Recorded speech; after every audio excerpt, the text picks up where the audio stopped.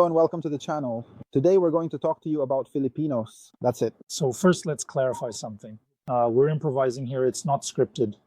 So obviously, sometimes we interrupt each other. Some people have complained that we talk over each other.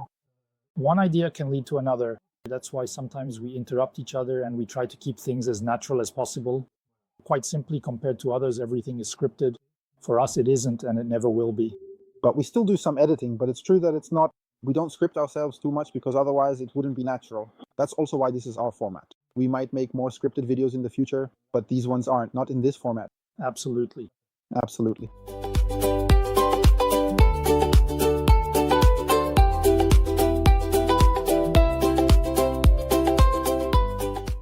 Do you want to come to the Philippines and meet people there? In this video, we're going to give you a few tips. Maybe you'll find someone for the long term or the short term. It's up to you. That's something personal to each person.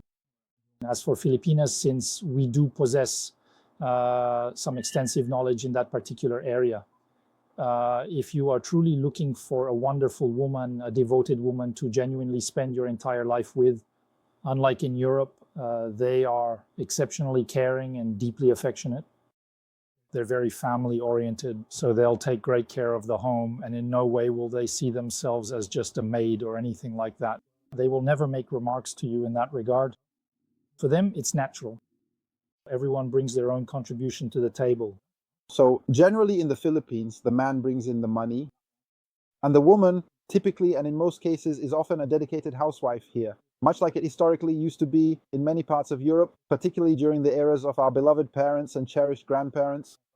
Here, it is absolutely essential for you to fully understand that these particular societal aspects and cultural norms are inherently natural and deeply ingrained. They are very family-oriented. They don't need they're not as hung up as in developed countries, constantly wondering, oh, the woman absolutely has to work, otherwise she's beneath the man. It's nothing like that. Even women who work here still take care of their man. For them, a man is really something important. That's it. We're kind of their central hub. That's precisely at the very core. Yeah, that's how it works. And in the end, We're already happy with that.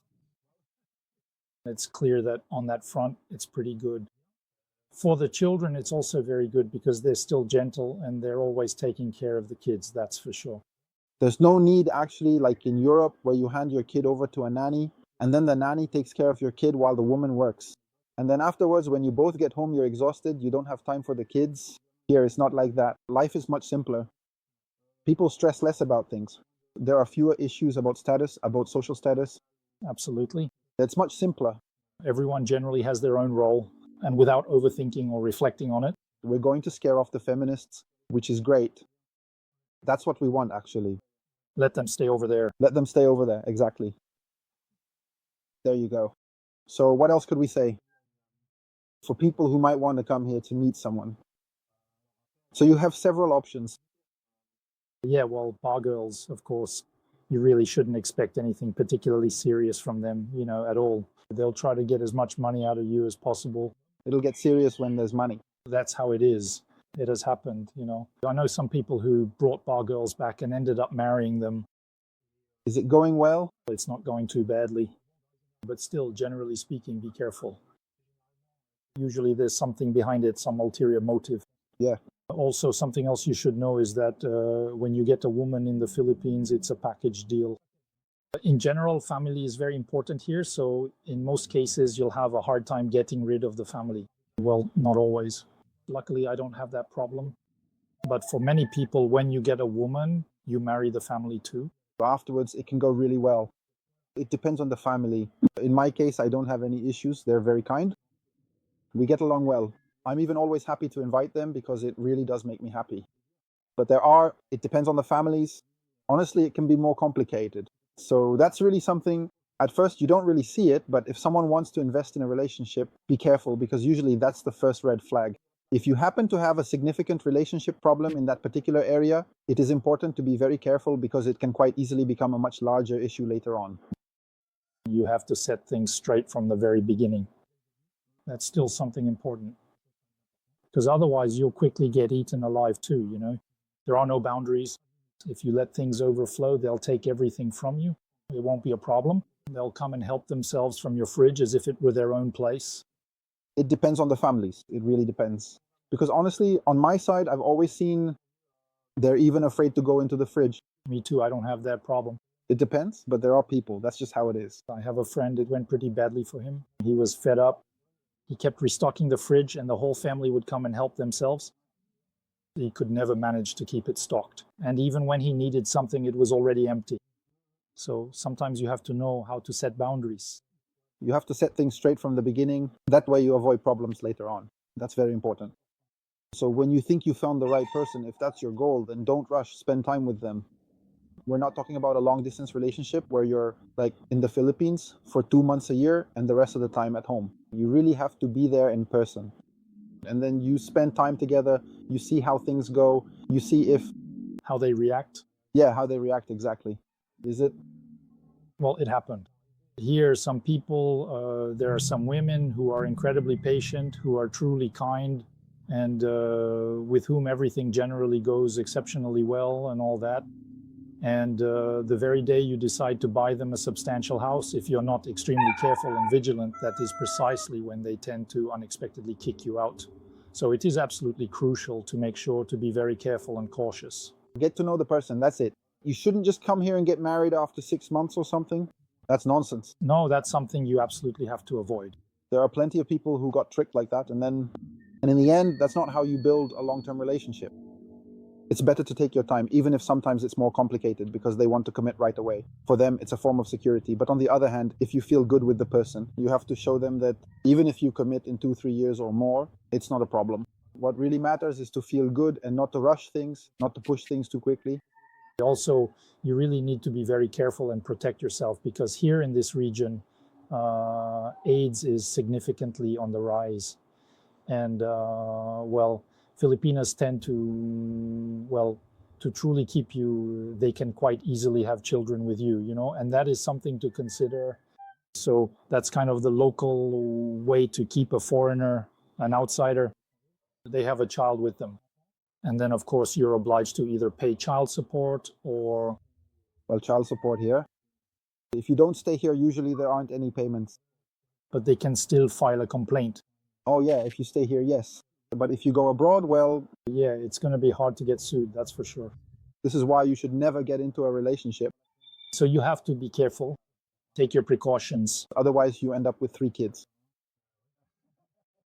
Huh, Theo? Well, it happens. That's good too. Not too fast. So here is the result. There are 2 more. And there are still 2 more. But hey, it's okay. It turned out pretty well. It went well. Yeah, it's going well. So if you come here, you'll notice actually that, well, of course, there aren't... It depends on where you go, but you won't see many foreigners, so you'll get a few stares. It's not like in Europe where you go unnoticed. Here, as soon as you're white, people look at you. It's automatic, as if you came from another planet. When I arrived here, they're really not used to it compared to back home. We see all kinds of people. We're used to it. It's normal for us, but here they're not used to it. Especially outside the big cities, that's where you really become a bit of a tourist attraction. And of course, you attract curiosity. The women here aren't shy at all. They'll even come up to you. And even if you're not particularly handsome, that's not a problem here. That's not what they're looking at, So you'll find someone very, very, very easily. I don't know a single foreigner here who stays alone. It's just not possible. It's impossible. Or it's because they want to be. Yeah, or really, you just have to really not want to.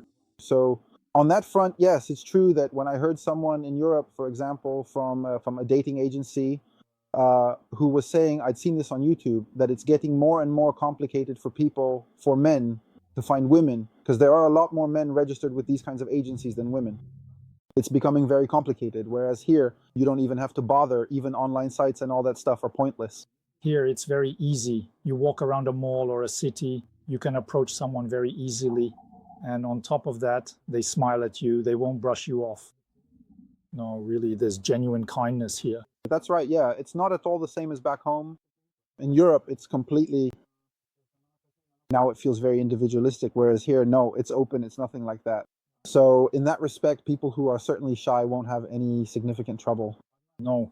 And now for young people who want to have fun, here you'll have plenty of options. That's not a problem. There's plenty to do. Yeah. So you should know that people here are very religious. That's just how the country is. Most of them are Catholic. So if the person you're with goes to church, you should let them do what they need to do. If you don't like going to church, well, You're not obligated to go. there you go. You're not required to go. They're very Catholic and very devout. So here you'll see that religion is still a very important part of their lives. At least every weekend, once a week. And then they're also animists as well. They have a lot of beliefs. That's true. They still have a lot of beliefs, but that's mostly the grandparents. Because, for example, when you go to an island, there's an island called Sikihor, for instance. Here it's known as the island of witches. The first time, I remember I suggested to my girlfriend that we go to this island. She said, no, we're not going there. And at first I didn't understand why. And actually, when you dig a little deeper, sometimes it's just because of superstitions. There was also a question about language. If you don't speak English well, It's indeed not easy. it's hard to understand each other at first because maybe you'll say something that will be understood differently. So be careful if you notice there's a point of disagreement, for example, with a girl here, and you see that suddenly she makes a strange face. If you said something, translate it with your phone, for example, so that it's translated correctly, because we have expressions, for instance. In that case, if you say, I'm a maniac, for example, in Europe, maniac means you're a neat freak, for example, you clean things. Here, maniac doesn't mean the same thing at all. Here, for you, being a maniac means someone who kidnaps, who assaults, kidnaps people. So you see, there are these little differences. For us in Europe, we have expressions that are different. And when you come here, if you say certain things, suddenly you'll notice that she'll make a strange face. Try using the translator directly and then show her, explain to her, and see if what you said is correct. For those who are thinking of coming to the Philippines to find a woman and plan to bring her back to Europe, in my opinion, you're getting yourself into something very complicated because, first of all, when it comes to paperwork, it's going to be extremely difficult. There's little chance she'll get a visa, or it will take a very, very long time if you're not married. And be careful for those who think that family reunification applies. It doesn't. That's only for foreigners, only for foreign couples. It doesn't work for the French. So just so you know. Yeah, so if that's your intention, it doesn't work like that. It's not that simple. But if you get married, well, in that case, yes, because the documents are official, so there's no problem. Meeting someone and thinking she'll just come with you, that you can just take her under your arm and bring her to Europe, it doesn't work like that. You really have to go through an entire procedure. And as I said, visas are complicated. They're complicated and they're expensive. And most of the time, they're not even approved. The French embassy issues very few visas and lets very few people through. If anything, here's a tip. It's actually easier to go through Spain than through France. You'll get a visa for your spouse more easily. But then that just makes things even more complicated. It's always the same story. So the best thing, if you can, is to come live here. Because on top of that, you shouldn't forget one thing. Sure, she wants to go abroad to see what it's like, but after a while, as always, they like their family and they like to stay close to their family. And after some time, maybe abroad, for some of them, they'll be unhappy and want to come back. So that happens too. You need to be aware of that. Going back regularly, so that's something you also need to plan for. Actually, it's not something you can just do with the snap of your fingers. However, a little warning for people who want to meet others online. Be very careful. There are a lot of scams. As soon as a girl starts asking you for money for her grandmother who's in the hospital or her brother who needs to go to school, they'll come up with all kinds of excuses to get money out of you. Right away, you can rule her out because it's just not worth it. She's only looking for someone to support her financially, that's all. If you're with someone who truly wants to be with you, that's not the kind of... No. Right there, it immediately sets the tone. Whereas it's so easy to meet someone in a mall or even on the street, in a small village, at the beach, or anywhere at all. Even at church, if they go to church. If there are some who go to church, they can too. So there's no need to go online. There are more and more scams online nowadays. This also applies to dating women who are more or less mature. Often here they already have children. In the Philippines, women have children at a very young age. Here they start having relationships very young. So generally, many women around 20, 25 years old already have kids. Even at 18, there are some. Even younger, there was one. Even younger still. Next to my place, 13 years old. So be very careful about that. In the last video, you talked, for example, about farmers who get depressed alone on their farms, or who, with all the problems in the world caused by Europe and all the politics.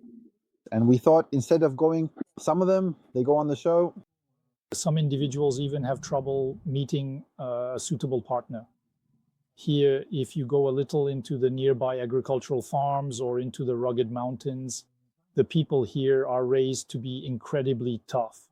So, for example, if you want to find a capable woman who will help you on your farm, they will certainly be capable, because here they don't hesitate to work. They even work very hard in general. So it could be interesting for people who have trouble finding someone back home. Someone, yes, who will, because farmers in France tend to be looked down upon, to be pushed aside.